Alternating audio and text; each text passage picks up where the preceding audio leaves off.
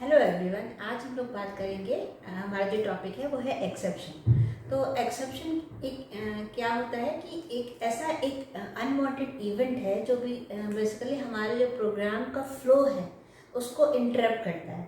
और वो कैसे करता है, उसके कई सारे रीजंस हो सकते हैं, कई ऐसे एरर्स होते हैं, कोई ऐसी चीज़ें होती हैं जो हमने गलत करी और जो हमें नहीं समझ में आया और वो गलत हो गई। तो वो उस वजह से क्या होता है कि वो आपको एक्सेप्शंस आ जाते हैं और वो क्या करता है कि उसी टाइम जहाँ पे वो आया उसी टाइम वो आपके टर्मिनेट हो जाता है। वो आगे के जो प्रोग्राम के जो कोडिंग्स हैं उसको वो एग्जीक्यूट नहीं करता। तो क्या मतलब हुआ कि जो हमारा प्रोग्राम था उसके आगे का जो फ्लो था, जो बेसिकली आपका ऐसे समझिए कि कुछ आप जा रहे हैं और बीच में कुछ इंटरप्शन आ गया, तो आप बीच में रुक गए और आप अपने डेस्टिनेशन पे नहीं पहुंच पाए।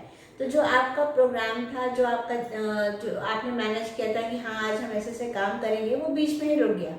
तो वो पूरा जो है आपका जो भी आपने मैनेज किया था, जो प्रोग्राम बनाया था बेसिकली कि हम आज ऐसे करेंगे, वो आपका क्या हुआ, बीच में इंटरप्ट हो गया, वो टर्मिनेट हो गया, तो आपका रह गया वो चीज़।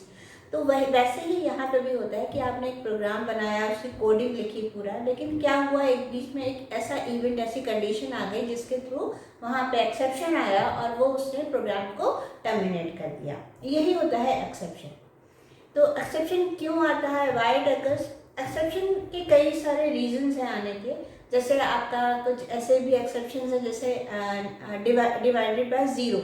एक ऐसा एक्सेप्शन है कि कभी ऐसा होता है कुछ हमने अर्थमेटिक कैलकुलेशंस करें और उसमें ऐसा हुआ कि वो बाय डिवाइडेड बाय ज़ीरो करके कोई भी नंबर बाय ज़ीरो कर दिया, तो वो एक तरह का एक्सेप्शन है जो अर्थमेटिक एक्सेप्शन है। तो अगर इस तरह का आ गया तो वो ऑब्वियस है कि वो वहाँ पे एक्सेप्शन शो करेगा और जो भी सिस्टम रिलेटेड जो भी एरर मैसेजेस हैं वो आपको दिखा देगा और वहाँ से वो टर्मिनेट हो जाएगा, सिंपल, आगे की कोड्स नहीं रन होंगे। तो ये बेसिकली तो इस तरह से बहुत सारे एक्सेप्शंस हैं, अगर आगे हम लोग पढ़ेंगे उसमें।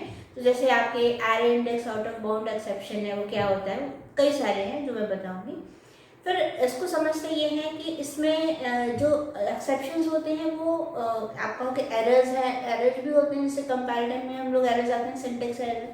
तो एक्सेप्शन और एरर्स का क्या मतलब, जो कंपाइल टाइम में जो एरर्स आते हैं वो आपका कंपाइल टाइम एरर्स होते हैं, जैसे सिंटेक्स एरर आ गया जो हमने प्रोग्राम को कंपाइल करा, तो इस तरह से एरर्स आ जाती हैं। और जो आपके इसमें आते हैं, जब हम प्रोग्राम को रन करते हैं, तो एक्सेप्शंस हमेशा जब भी आएंगे वो रन टाइम एक्सेप्शंस होते हैं जब हम प्रोग्राम को रन करते हैं।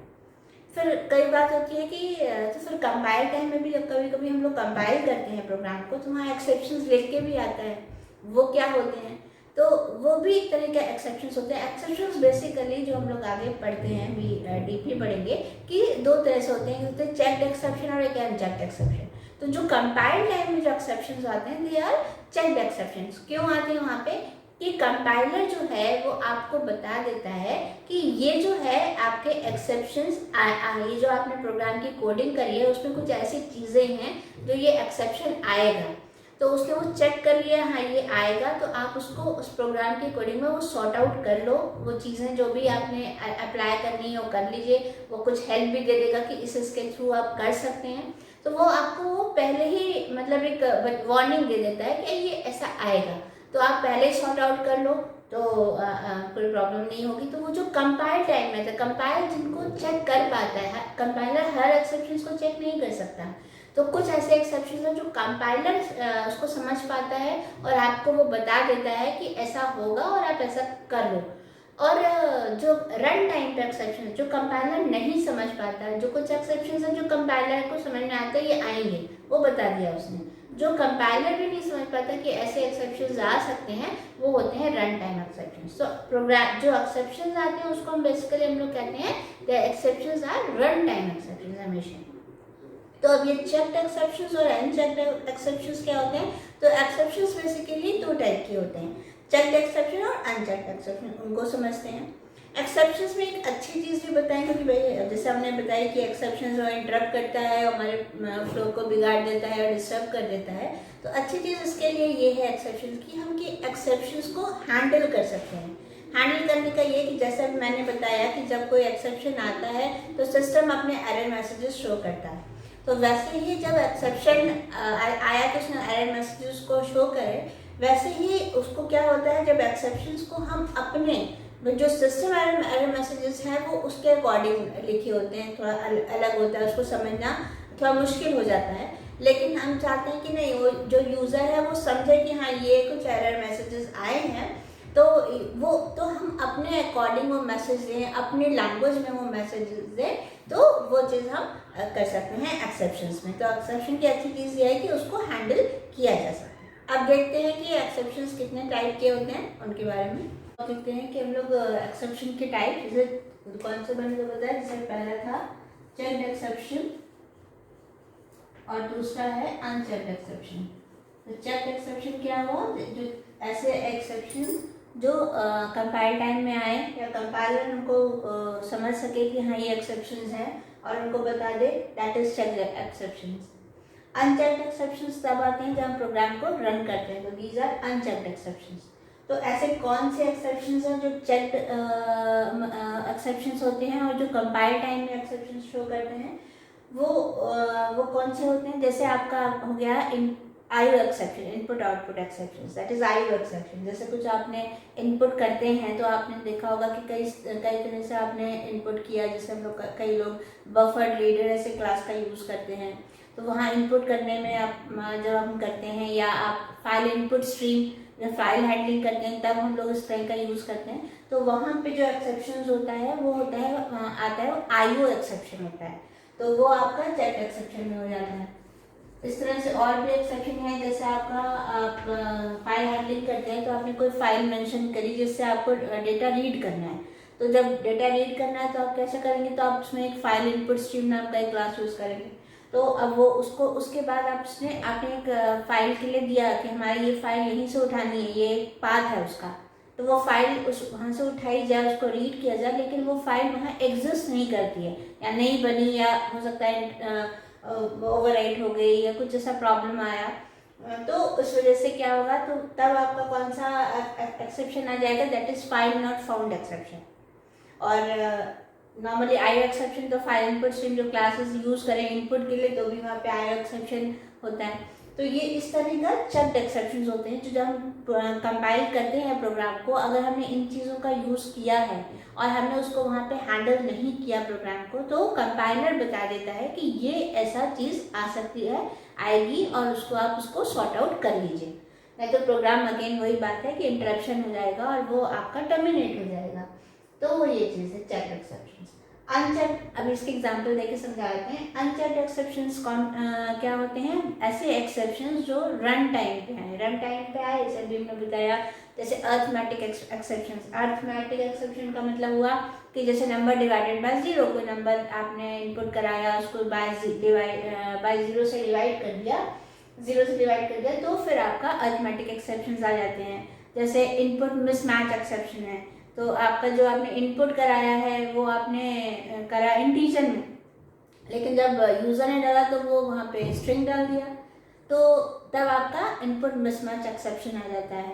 Array index out of bound exception. Array index out of bound exception का मतलब ये होता है कि आपने जो एरे बनाया आप उसमें एलिमेंट डिफाइन करते हैं, और आप जब उसको प्रिंट कराते हैं, तो जो मान लीजिए आपने 5 बॉक्स का एक एरे बनाया, 5 एलिमेंट्स का एक एरे बनाया, तो 5 एलिमेंट्स का जब हम एरे बनाते हैं, आपको पता है वो 0 to 4 तक ही होता है, क्योंकि वो 0 से स्टार्ट होता है। लेकिन आप क्या करा रहे हो, प्रिंट करा रहे हो उसका इंडेक्स नंबर 5, जो कि होता नहीं है, 5 एलिमेंट्स में केवल 4 तक ही होगा, तो that is array index out of bound exception.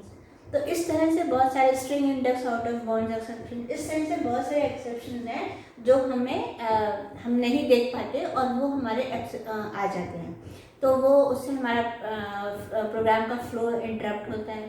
तो बेसिकली यही एक्सेप्शंस होते हैं, बहुत सारे हैं, तो हम उसमें कुछ एक दो एग्जाम्पल देके आपको समझा देते हैं कि वो कैसे आते हैं और उनको हैंडल कैसे करते हैं, वो भी हम लोग देखेंगे कि एक्सेप्शंस को हैंडल, कि इसमें एक बेनिफिट यही है कि हम एक्सेप्शंस को हैंडल भी कर सकते हैं, तो वो कैसे करते हैं, ठीक है।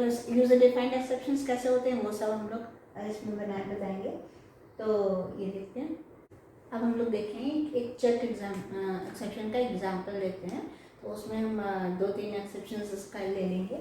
तो पहले हम एक नॉर्मल प्रोग्राम बनाएंगे और उसमें देखेंगे कि एक्सेप्शंस किस में आ सकता है। तो सिंपल सा प्रोग्राम है, इसमें एक फाइल ले रहे हैं, फाइल को हम फाइल हैंडलिंग कहिए, फाइल को रीड कराते हैं। तो जब रीड कराते हैं तो वहाँ पे क्या क्या एक्सेप्शंस है वो देखते हैं। तो एक हम सिंपल सा क्या करेंगे, एक क्लास लिया, अगेन पब्लिक स्टैटिक वॉइड में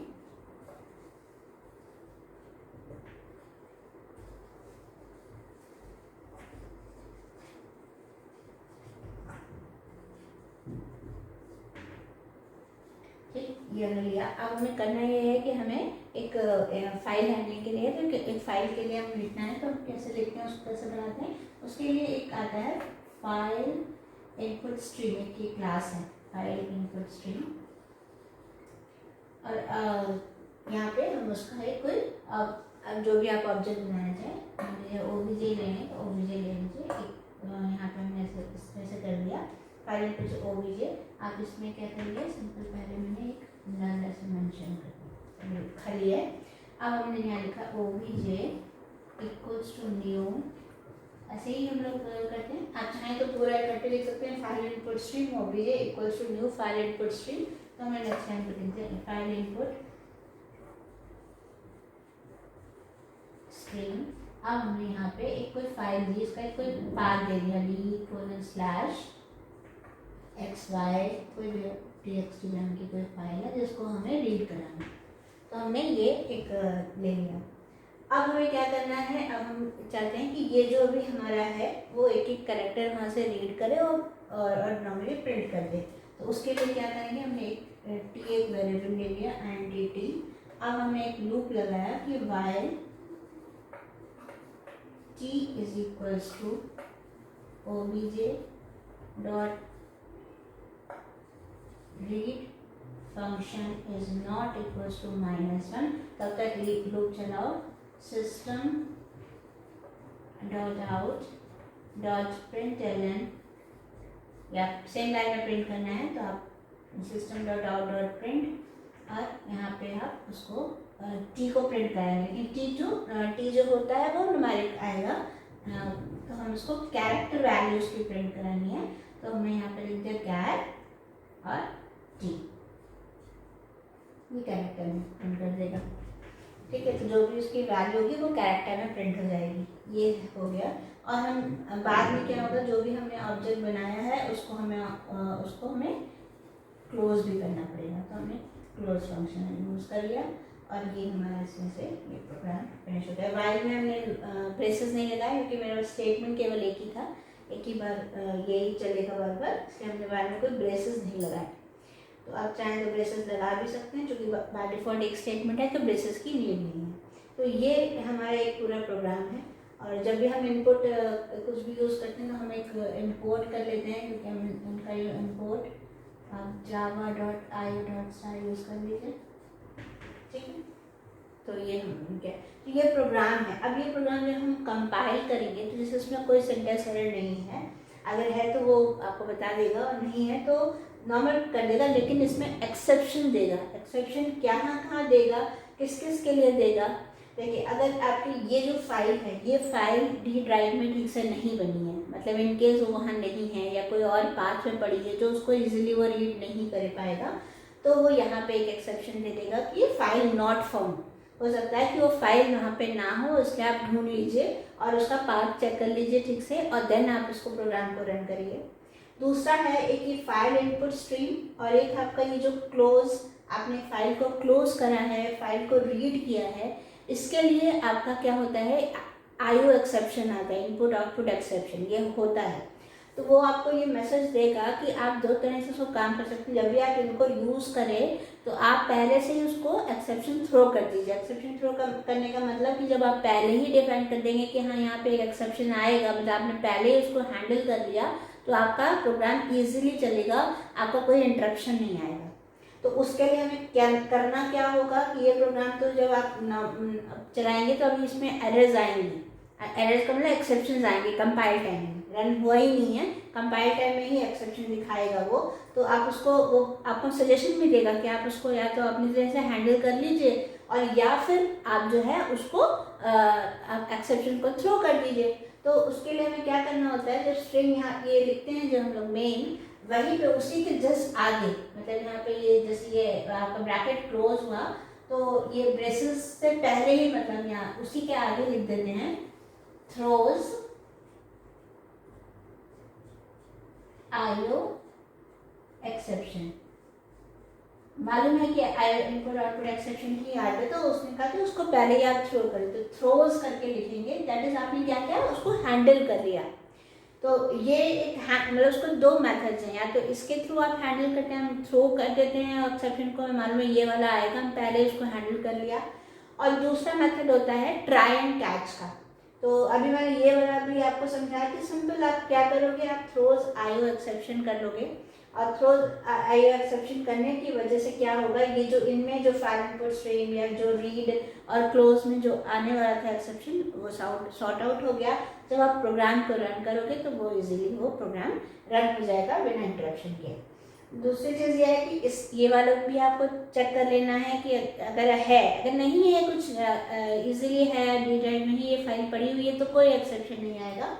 लेकिन अगर आपका ये नहीं है तो फाइल नॉट फाउंड एक्सेप्शन आता है, आप उसको वहाँ पे चेक कर लीजिए, फिर आप प्रोग्राम को रन करिए, प्रोग्राम इजीली रन हो जाएगा। तो ये इस तरह से यहाँ पे ये कहलाता है ये चेक्ड एक्सेप्शन, जो कि कंपाइल टाइम पे ही ये चेक हो गए।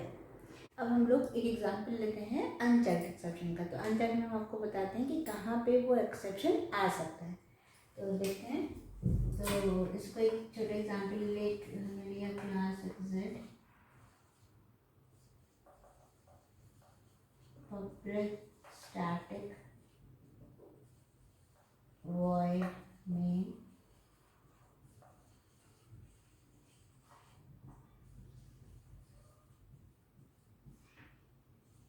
अब हम एक सिंपल एक प्रोग्राम से समझा देते हैं। नम वेरिएबल ले लिया और नम में मैंने कांस्टेंट वैल्यू स्टोर कर दी जैसे 10। अब हम इसको प्रिंट करेंगे, जैसे हमने यहाँ पे कहा system dot out dot print line, तो यहाँ मैंने लिखा नम डिवाइडेड बाय 1, ठीक। Then system dot out dot println num divided by 2 system dot out dot println num divided by 0 लिख दिया लीजिए, और system dot out dot num divided by 3। तो मैंने ये इस तरह से ये पूरा लिख दिया। अब जब हम प्रोग्राम को कंपाइल कराएंगे, ये इसमें कोई भी कंपाइलेशन एरर नहीं आएगी, कुछ ऐसा नहीं लिखा है जिसमें कंपाइलेशन एरर है, तो वो प्रोग्राम कंपाइल हो जाएगा। लेकिन जब हम उसको रन कराएंगे तो रन कराने पे क्या होगा, यहाँ तक ठीक है, नम की वैल्यू 10 है, 10 डिवाइडेड बाय 1 दैट इज 10, ठीक है, ये भी चलेगा। तो आउटपुट में पहले 10 दिखाएगा, फिर नम डिवाइडेड बाय 2 दैट इज 5, तो आपका 5 आ जाएगा। फिर नेक्स्ट लाइन पे आएगा पॉइंटर, यहाँ आएगा num divided by 0 that is a exception, और ये आपका अर्थमेटिक एक्सेप्शन है। यहीं से आपका वो इंटरप्ट हुआ क्योंकि वो एक्सेप्शन आ गया और वो प्रोग्राम टर्मिनेट हो गया। टर्मिनेट होके यहाँ पे वो एक्सेप्शन शो कर देगा आपको कि यहाँ पे ये एक्सेप्शन आया है। तो यही बेसिकली चीज़ है कि यहाँ पे क्या हुआ, जो प्रोग्राम और आगे बढ़ना था, ये वाला ये चलिए इसमें आया था, तो उसमें आगे ये तो रन करना चाहिए था, लेकिन ये रन नहीं करेगा। आगे का जो प्रोग्राम का फ्लो था वो यहाँ पे इंटरप्ट हो गया, प्रोग्राम टर्मिनेट हो गया। ये होता है रन टाइम एक्सेप्शन। अभी देखा हमने चेक्ड एक्सेप्शन में मतलब हमने कंपाइलर में ही बता दिया कि ये प्रॉब्लम आई है, हमने सॉर्ट आउट कर लिया, प्रोग्राम रन हो गया। लेकिन यहाँ पे कंपैरिजन एरर नहीं आई, ये आपका है अनचेक्ड एक्सेप्शन। यहाँ पे कंपैरिजन एरर कोई नहीं आई, कंपाइल हो गया प्रोग्राम को, लेकिन जब हमने रन कराया तब हमारा ये प्रोग्राम टर्मिनेट हो गया। आगे ही प्रोग्राम रन हो पाया था और टर्मिनेट हो गया। तो ये होता है अनचेक्ड एक्सेप्शन। में बहुत सारे एक्सेप्शंस हैं, वो हम आपको आगे क्लियर करते हैं कि और कैसे एक्सेप्शंस हैं, आपको कैसे हैंडल कर सकते हैं, किस फॉर्म में हम लोग उनको यूज़ कर सकते हैं, वो सब बताएंगे। तो समझने वाली बस ये बात है कि चेक्ड और अनचेक्ड एक्सेप्शंस में क्या होता है। तो अगर हमें इसको करना है तो हम यहाँ पे अगर इसको हम यहाँ पे ज़ीरो हटा के इसको ठीक कर लें तो ये हमारा प्रोग्राम इजीली रन हो जाएगा। हमने यहाँ पे कुछ यहाँ ज़ीरो ना होता और नॉर्मल नंबर होता तो फिर program as it is run होता, लेकिन यहाँ पे आके नंबर डिवाइडेड बाय ज़ीरो, जो कि अरिथमेटिक एक्सेप्शन है क्योंकि नंबर ज़ीरो से डिवाइड नहीं होगा, तो इस वजह से ये एक्सेप्शन आया और प्रोग्राम टर्मिनेट हो गया। तो ये चीज़ है। अब इसी को हम जैसे हैंडल करना है तो हम यहाँ पे भी उसको ट्राई और कैच से हैंडल कर सकते थे। तो हम अगर ट्राई और कैच से हैंडल करते तो आगे का जो प्रोग्राम था वो एज इट इज़ वो प्रोग्राम पूरा एग्जीक्यूट होता। ठीक, तो वो कैसे करते हैं, कैसे करेंगे, हैंडल कैसे करेंगे, वो हम आगे समझते। पहले हमारा ये वाला प्रोग्राम ये हो गया अनचेक्ड एक्सेप्शन।